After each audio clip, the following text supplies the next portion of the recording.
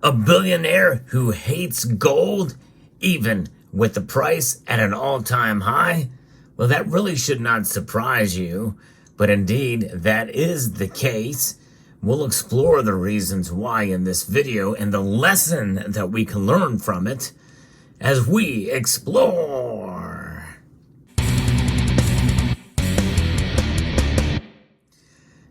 Billionaires, they don't really care if the price of gold or any other asset that they don't like goes up, 20, 30, 40% even.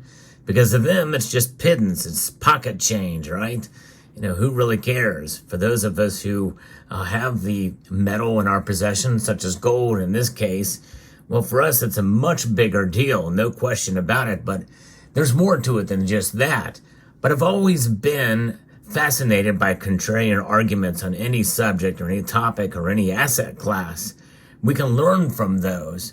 And I think in a sense, when you look at the arguments and then you research and you come to a logical conclusion as to why that particular argument may be flawed, it really does bolster your case and gives you much more confidence that you indeed have made the right decision by holding such an asset class or holding such a view.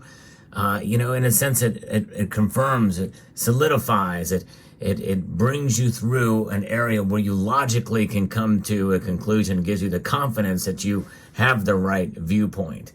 And I think that's the case with some of these contrarians on gold, people who literally hate it. Because when you look at their arguments, they can be irrational. But I do think that Warren Buffett's arguments against gold are actually more rational than you think. And I think it can be a lesson for those of us who believe in gold as a safe store of value. In fact, I don't think much of what he says really counters that. In many cases, I think folks like him and Dave Ramsey bring arguments that are for gold than not. I'll explain. We'll take a look at a piece here that I found on Investing News Network. I think is quite fascinating. We know legendary investor Warren Buffett is known for being uninterested in gold investing. But what has he made about gold, though? What are some of these comments that he said about it in the past, especially with it being at an all-time high now? He has made a formidable reputation as an investor with a current net worth of nearly $134 billion. He's amongst the world's richest people and a business role model for many. A lot of people quote him on a lot of different things. Of course, he's been very successful. He runs Berkshire Hathaway, as we know, and it is well known for being uninterested in the metal. That's probably putting it lightly. He's made his stance on the yellow metal abundantly clear over the years, and it's not positive. He doesn't think gold fits well into a strategy of value investing, which involves picking stocks and trading for less than what they are worth. I'm going to stop right there because that's the first mistake, is thinking that gold is an investment. Now, there is ways to leverage gold as an investment in other areas like mining stocks or ETFs. But even those can be very risky depending on what level you're playing with. But Warren Buffett knows this because his aversion to gold market watchers were understandably surprised when Berkshire Hathaway invested in Barrick Gold in the second quarter of 2020. I covered that on this channel. He paid about $560 million for about 21 million shares of the major gold miner.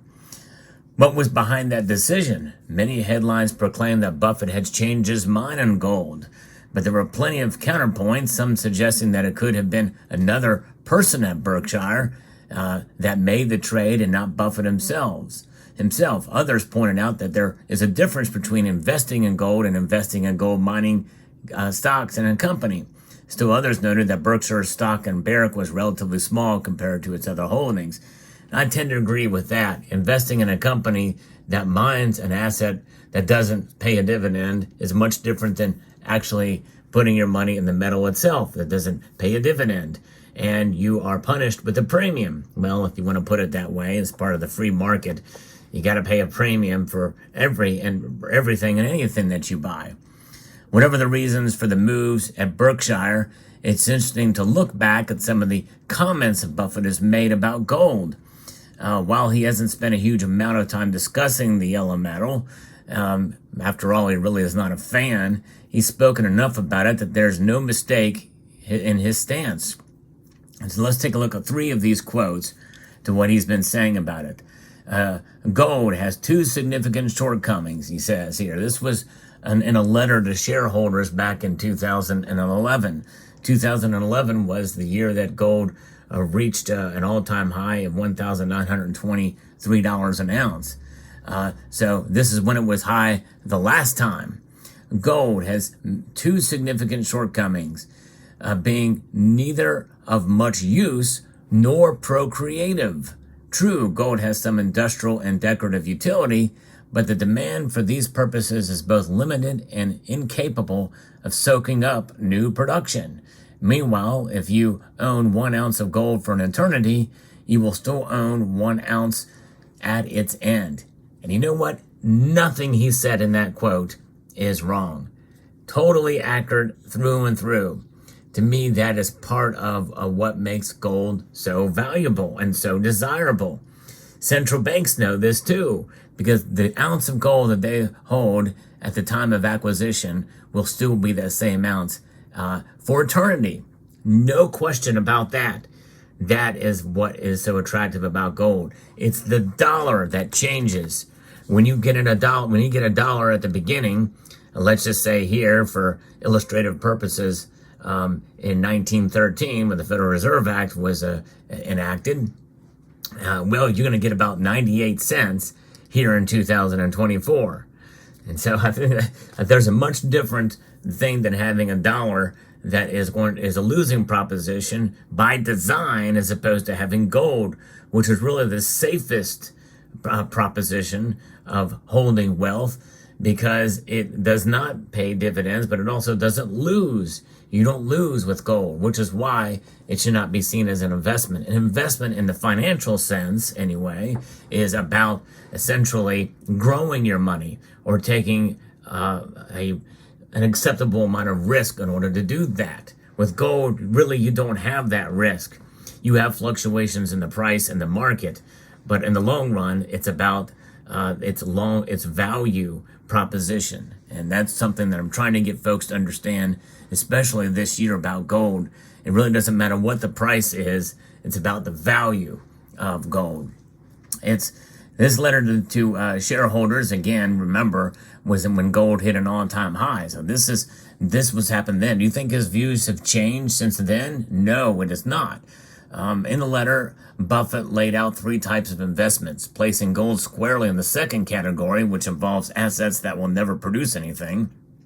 And I guess there are some investments that don't do that. But again, I think that was where his mistake was, is thinking it was an investment. Buyers purchase these assets, according to Buffett, with the hopes that someone else will pay more for them in the future. Owners are not inspired by what the asset itself can produce. It will remain lifeless forever, but rather by the belief that others will desire it even more avidly in the future, he states in a letter. And that's true, but of course, that's not why you hold gold. Gold advocates reacted strongly to these comments, arguing that the point of gold isn't what it can produce. Instead, its value comes in the fact that it's a source of protection in times of crisis. Others have pointed out that gold does, in fact, have a good track record of producing returns, and one can make a cogent argument for that as well. But I think that's a false premise. You should not go with that premise, especially even now. That's not the argument for holding gold. It's not there to make money. It's not there to provide returns. It's not there to pay dividends. But you can make the argument if you want to make that claim from their playing field, if you want to play that game. So Frank Holmes, Chief Investment Officer at U.S. Global Investors, said that the Oracle of Omaha is simply wrong about the yellow metal because it will always be an ounce of gold. Buffett always been negative on gold. His own company doesn't pay a dividend. And his argument before that was gold doesn't pay income. He's totally wrong. Since 2000, bullion has far outperformed the S&P 500 by 2 to 1, and it's outperformed Berkshire Hathaway. But the thing is there are times when it doesn't. And you have to be able to make the argument based off of that from an ideological standpoint. Well, and even not so much just from a logical standpoint. Now, what's the second argument here? Second statement. It won't do anything except look at you. I have no views as to where gold will be in the next 5 years, but one thing I can tell you is it won't do anything between now and then except to look at you. And I wouldn't even make the argument that it won't do that. No, it's not going to look at you. It's just going to sit there. It doesn't have eyes. But anyways, most of the other things Buffett has said about gold relate to the two failings he mentions in his 2011 letter to shareholders: the metal's lack of utility and the fact that it's not procreative. Buffett has aired his thoughts and issues in a slightly different way when speaking about gold in the next 5 years should be a part of a value investing strategy. Buffett said he had no opinion on where it might go. The one thing I can tell you is it won't do anything between now and then except look at you. And he compares it to stocks. Of course, there is no comparison. And you see it a lot these days where people make the comparison of Bitcoin to gold too. And Bitcoin reaching $70,000 and gold's sitting over here at a lowly $2,400 an ounce. Well, let me tell you something. It's tit for tat. It's apples and oranges. And really, in reality, they use that as a euphemism. They're both fruits, right? And really, it's about apples and thumbtacks. They're really that different. They're very far removed from each other. The only thing linking Bitcoin and gold is the fact that there's no central planning involved in it, and they are outside of the system per se. That it's in their own system. That's the only thing that they can have. There's no. That's the only comparison that you can make, I think, to both those metals. And so, what is the third thing that he says about gold? This is the lesson that we can take from this, which is crucial. With an asset like gold, for example, Buffett says, basically gold is a way of going along on fear. And it's been a pretty good way of going along on fear from time to time. But you really have to hope people become more afraid in the year or 2 years that they are in now. And if they become more afraid, you make money. It is if they become less afraid, you lose money. But the gold itself doesn't produce anything. And again, it's exactly right there. And I've always made the argument that we should not buy solely based off of fear. However, there is a healthy level of a concern, and maybe I'll use that word, for where things are going in this country. And even in good economic times, and some, very few, can make a cogent argument that in fact, they really can't make a good argument at all that we're in good economic times right now. I think a lot of the numbers out there are being cooked up by the chefs at the Cook the Books Club. Regardless, fear is something that is driving it because they don't know where else to put their money that's going to save them, especially in a stock market collapse or an economic downturn. And we saw that in March of 2020. Where did people put their money? Back into money, unsound money. They went into dollars. That caused everything to crash, including gold and silver. But I tell you what, there's going to come a time where this is not going to be the safe haven that many people think it is, especially if we see continued inflation where it's going now. They only have one other place to go whenever fear drives them. It's going to be gold and silver. And there will be a healthy fear, by the way, too. The thing is, as many of us, we planned a long time ago. Most of the gold that you see here was bought before the all-time high that you see where it is now. And of course, I guess in theory, things could normalize and get better, and the prices will go back down to where maybe I'll break even on some of these purchases. But we really don't know. In the end, it's an insurance policy. Do you invest in insurance? Why do you hold insurance? Many people can make a cogent argument that you buy insurance out of fear of what could happen, right? But it's a very smart thing to do. You plan and prepare for it in a logical manner. You do it because of concern of what could happen. Is that fear? Well, if that's the kind of fear, well, then maybe it is good to buy gold out of fear. But the thing is, you don't react to it irrationally. You have to think and plan ahead, which is why gold is a part of my lifestyle and my financial lifestyle. It's why I hold it. It's why I continue to buy it. And yes, I've even made a purchase, when the price went at an all-time high. I'll link to that video at the end screen of this one here.